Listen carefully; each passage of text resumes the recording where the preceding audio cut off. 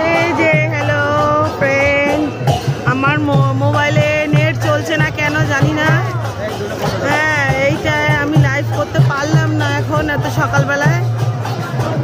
আমি জুম করে দেখাই।